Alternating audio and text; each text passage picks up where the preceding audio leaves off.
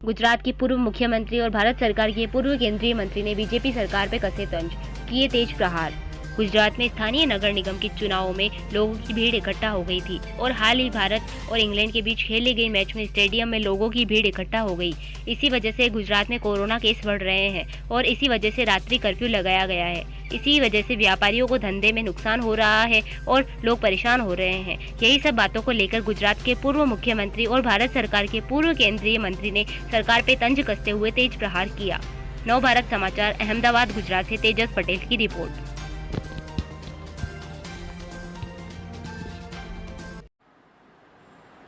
गांधीनगर गुजरात से शंकर सिंह वाघेला का आपको नमस्कार। इसलिए मैं गांधीनगर गुजरात को कहता हूं कि एक साल पहले कोरोना संक्रमण बढ़ाने का एपिसेंटर गुजरात था, मोटेरा स्टेडियम था।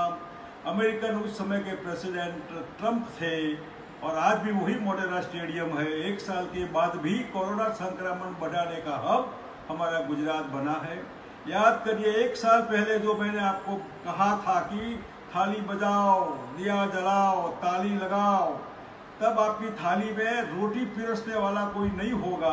वही एक साल के बाद वो सच होने जा रहा है। आज फिर एक साल होने जा रहा है जब प्रधानमंत्री ने कहा था कि आप ताली बजाइए, 9 बजे घंटी बजाइए, दिया जलाइए, बजाइए, फिर से घंटी बजाइए, ताली बजाइए, भक्ति करिए, भजन करिए। और एक साल के बाद आप सोचिए कि एक साल पहले क्या थे और आज क्या है, क्यों ऐसा हुआ। कोरोना संक्रमण जो है तो पूरे देश, पूरी दुनिया में है, लेकिन जिस हिसाब से यहाँ जो हो रहा है कि क्रेडिट और डिसक्रेडिट गवर्नमेंट लेती है, लेकिन कोरोना जो बढ़ता है तो कोरोना भी लोगों के हिसाब से बढ़ता है। मैं डंके की चोट पर कहना मांगता हूँ कि कोरोना बढ़ाने की credit discredit Bharatiya Janata party और इसकी सरकारों को है। अगर गुजरात में उस समय ट्रंप को नहीं बुलाते, किसने बुलाए थे? गवर्नमेंट ऑफ इंडिया ने। कौन थे यहाँ? पता नहीं, आपको पता है सब। आज भी जो चुनाव हुए यहाँ, वो असेंबली के बाई इलेक्शन हो या कॉरपोरेशन के चुनाव हो, फर्ज कीजिए अभी गांधीनगर के चुनाव होने जा रहे हैं, 6 महीने 1 साल अगर आप उसको पोस्टपोन रखते, कौन सी लोकशाही का खून होने वाला था? आपको चुनाव चाहिए, चुनाव में जीत चाहिए। बंगाल हो, आसाम हो, केरला हो, सब जगह वहाँ कोई कोरोना नहीं है। यहाँ क्रिकेट खेलने में कोरोना नहीं है, लेकिन रोटी रोजी रात को कोई खाना बनाता है, खाना पकाता है और रोजी कमाने के लिए दुकान खुली है तो उसका बंद करवाना है।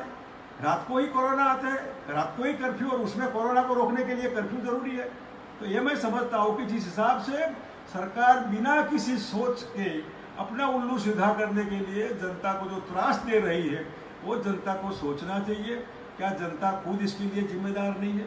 हमारे शासक तो हम बैठाते हैं, अपेक्षा हम रखते हैं, ताली हम बजाते हैं, घंटी हम बजाते हैं, फिर सरकार को कोसते हैं सरकार ऐसा क्यों कर रही है? अरे आपकी सरकार है, वो करेगी तो करेगी। सोचिए इसके बारे में। और ये जो हो रहा है अभी अगर सरकार चाहे तो 20 लाख करोड़ का पैकेज जो लिया था उसका हिसाब दे और फिर से पैकेज दे। मिडिल क्लास था जो तकरीबन 3 करोड़ लोग मिडिल क्लास में से डाउन गरीबी में आ गए। गरीब की रोटी खाना महंगा हो गया और इसके ऊपर जो सरकार ने कमाने के लिए डीजल पेट्रोल गैस के ऊपर जो दाम बढ़ाए, 100 रन पे सेंचुरी होती है तो पेट्रोल क्यों कम रह जाए? इसमें पेट्रोल ने भी सेंचुरी लगाई, डीजल भी नजदीक में है, गैस हवा में उड़ता है। लोगों को बेवकूफ़ बनाने के लिए जो भाषण किए, उस भाषण का आज 1 साल के बाद अपने आप को पूछिए। 2014 में सरकार बैठी, 5 साल मौका दो, 6 साल मौका दिया। बंगाल में 5 साल मौका दो, बंगाल खत्म करने के लिए मौका दे।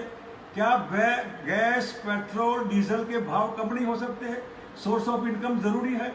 अगर गरीब आदमी के या मिडिल क्लास के उसमें से पैसे जाएंगे अपने इस महंगाई में, पेट्रोल, डीजल, गैस में, या जो सब्जी खरीदता है, रोटी खरीदता है उसमें, तो उसकी खरीद शक्ति बंद हो जाएगी।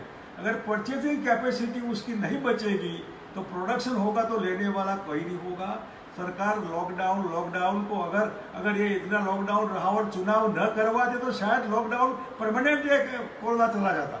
कोरोना को इनवाइट करने का काम भारतीय जनता पार्टी की सरकारों ने किया है, सत्ता की भूख ने किया है, और इसमें कोई कंट्रोल नहीं रखा है। मास्क का उपयोग करना चाहिए, यो भी करना चाहिए। और आई रही वैक्सीन की बात, तो वैक्सीन जो चीज़ है वो तो सरकार को मुफ्त में देनी चाहिए। प्राइवेट लोग जो अगर कोई 2 पैसा खर्चा करके अगर खुद के खर्चे से वैक्सीन लेना चाहता है, छोड़ दीजिए। आज तक 4 करोड़ लोगों को वैक्सीन देते हैं, 6 करोड़ एक्सपोर्ट करते हैं।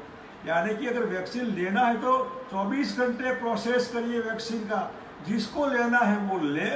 तो आपको लगता है कंपलसरी, उसको कंपलसरी दीजिए। लेकिन प्राइवेट लोग अगर लेना चाहता है तो इनको दे दीजिए, कोई कंट्रोल नहीं होना चाहिए। अपनी सलामती के लिए, अपनी इम्यूनिटी बढ़ाने के लिए अगर कोई प्राइवेट व्यक्ति 250 से 500 रुपया देना चाहता है तो लेने में अलाउ करने दीजिए उसको, टीम तैयार करिए आपकी।